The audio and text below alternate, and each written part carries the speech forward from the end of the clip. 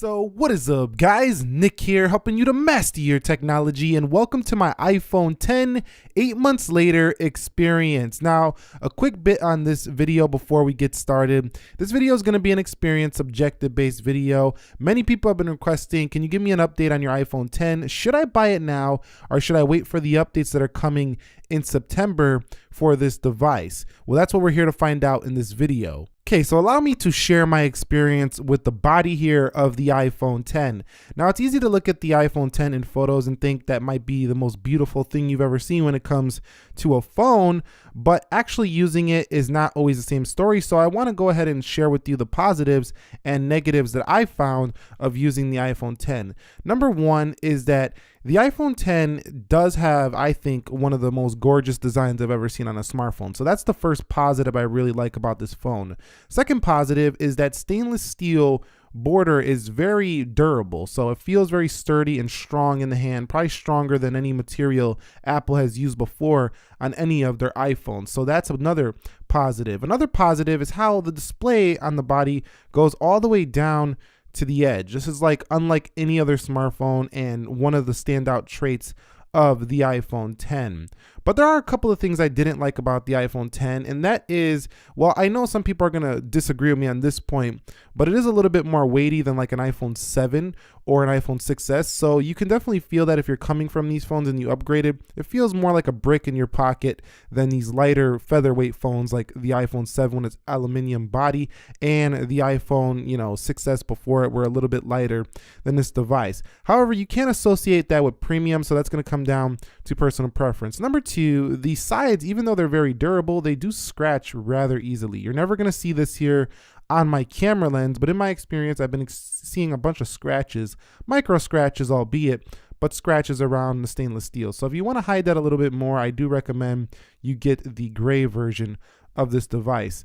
Also on the body, that camera hump always rocks on the table if you're not using a case with this phone. However, I think most people are using a case. There's one of those scratches I was talking about right there. So if you put this phone on a table, you can see it will rock quite a bit. So it's not the perfect device overall. And another thing is, I think that for the future iPhone, we could see Apple get rid of this notch up here. We'll talk more about the notch later, but overall I think it's a super well balanced phone, and of the largest iPhones, like a large iPhone, hands down, this is the most comfortable phone. Actually, this might be one of the most comfortable phones, period, when it comes to like a 6-inch, 5.8 to 6-inch device. This is super comfortable. So overall, I've really enjoyed the body and the feel and hand build quality of the iPhone 10, but it does have a couple shortcomings. Like I say, the camera up is huge, and then it does get scratched around the edges.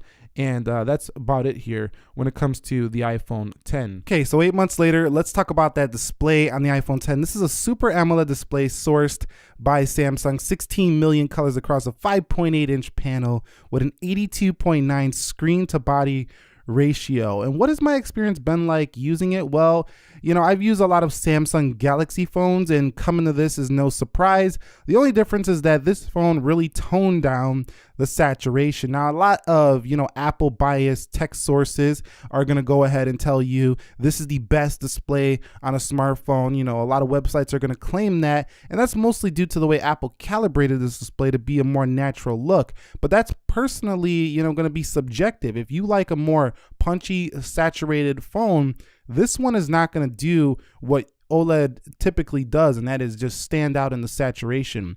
This one is more balanced, more, I would just say natural. It's just more of a yellowish hue as well, more warm display here on the iPhone 10. And to a lot of people's eyes, that's going to be very comfortable. The Android phone that gets closest to the iPhone is the Huawei P20 series. That phone is very equally or just about similar calibrated as the iPhone 10. But looking at any Samsung like S9, S9 Plus, Note 8, those phones are much more saturated than this device. So that's the first thing I want to get out of the way with the display. Second of all, I really enjoyed the quality of this display because it has really sharp resolution in comparison to the older phones. So the text on the display is just a little bit higher in the pixels per inch, and anytime you get more density, you just get a better looking display overall. Whether people say they can't see it or not, if you look at it side by side, you could definitely see it compared to a phone with less density. So 1125 by 2436 pixels per inch has been pretty great. But this display is not all rosy. We know we're going to talk about the notch here. So the notch does still get in the way, and even after 8 months, I don't care what people say they can't see it. I'm a detailed person, so personally I can see it. I look at the details. I'm looking at this flower in my photos. I want to zoom in. And then instead of me looking at the photo, my eye's going to go up here to the notch just for a quick second. Then I'll come back to the photo because it's just getting in the way of my content. Next up, if I go into like watch a YouTube video, say you got an iPhone 10 and you're watching the Nick Ackerman channel. I'm sure you've seen the notch when you're watching my videos right here. So you can watch it like this, but then you get basically an iPhone 7 size screen, and that's not 5.8 inches, but you want to go the full 5.8, then you cut into the notch there.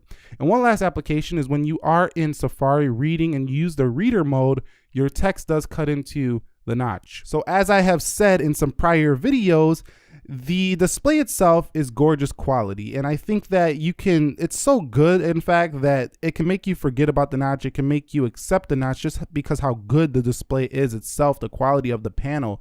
But it's still gonna draw your eye from time to time, no matter how much you try to avoid it. Sometimes the notch just gets in there in your content. Now, if you choose to look at it or not, you choose to turn a blind eye to it, that's up to you. But people who are detail oriented or look at specifics, they're going to see that every single time. So to me, overall, this display definitely is good enough for me to accept the notch, but it's not like I want to see this display with notches for the next several years. I hope they do eventually get rid of this natural evolution to an all-screen display. Now, I want to talk about the software with the iPhone 10. Now, what I've experienced is extremely fast performance on iOS. That's to be expected, and the later versions of iOS 11 have gotten even better, and iOS 12 is going to be even faster on this phone. So when it comes to performance, you've known, if you've seen my speed test before, that the iPhone 10 has basically crushed the competition in most regards. There's only a couple of phones that beat it or could keep up with it, and you know which ones those are.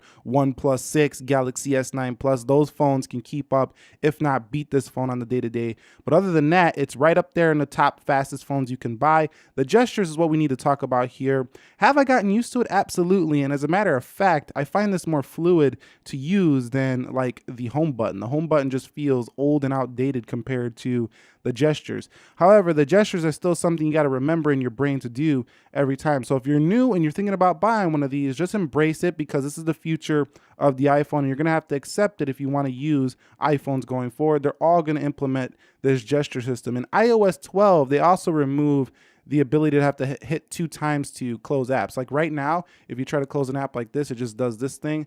In iOS 12, it naturally just will fly away. So it's going to get updates there as well. But the software on the whole, some applications have been crashing, and iOS was buggy initially in some phases of the OS, but on the whole, it's been almost a perfect experience as the iOS 11 has been updated and updated and updated. This phone like never crashes and never has any issues when it comes to like it turning off or just freezing, nothing like that. Just sometimes apps could just glitch out on you if they haven't been properly optimized for the iPhone 10.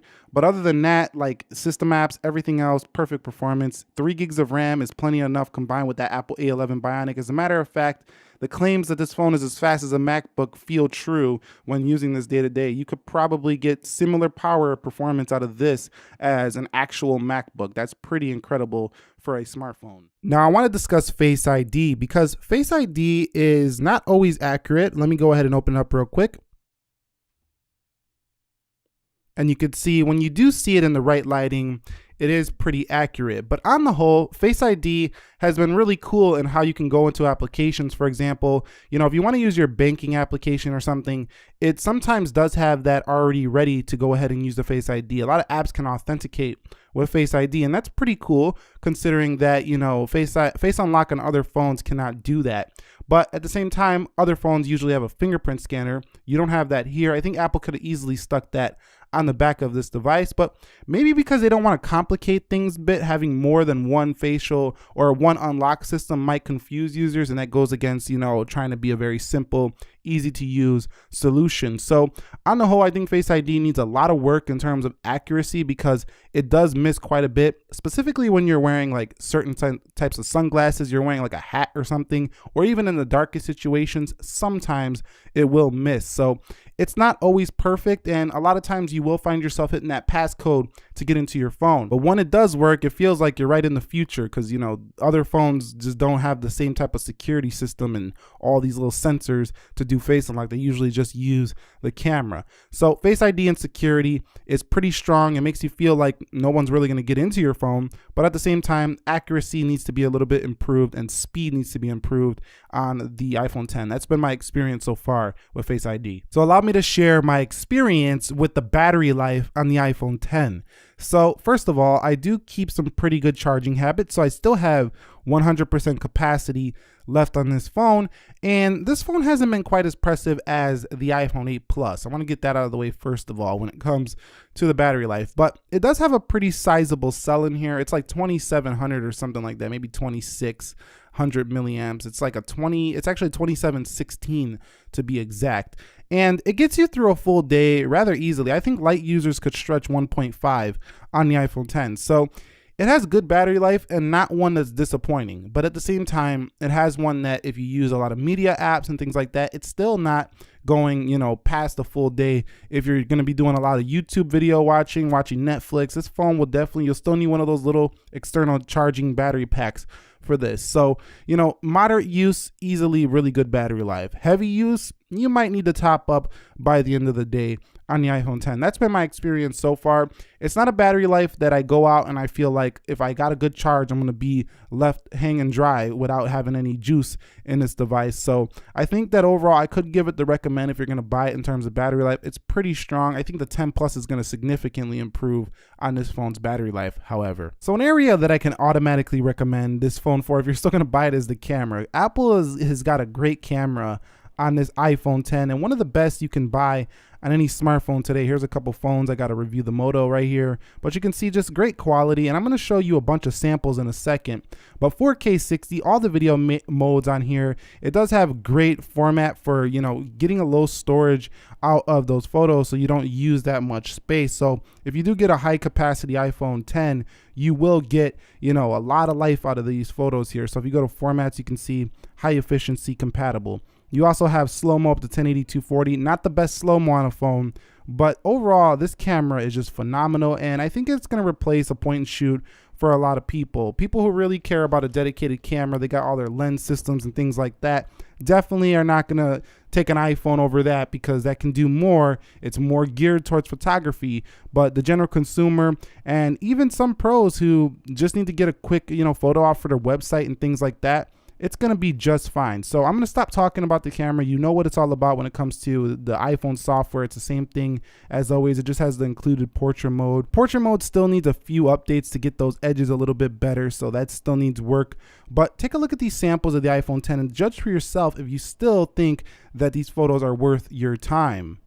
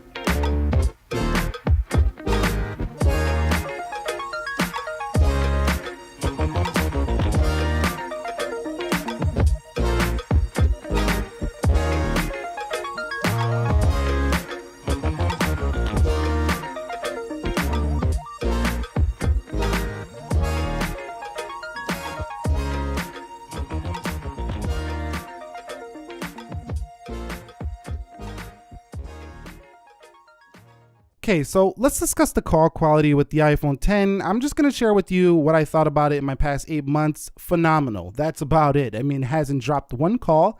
The sound through the speakers is very loud. It's a very reliable, competent performer. So when it comes to call quality, iPhones in the past haven't been my favorite phones to go to for making a phone call. But this year, the iPhone 10 is definitely one of my favorite phones to go to for that phone call quality. So they've did a total turnaround when it comes to the performance in the calling application or the phone application. So those of you who rely on this part of the device, which is a critical aspect of a phone, this is great here on the iPhone 10.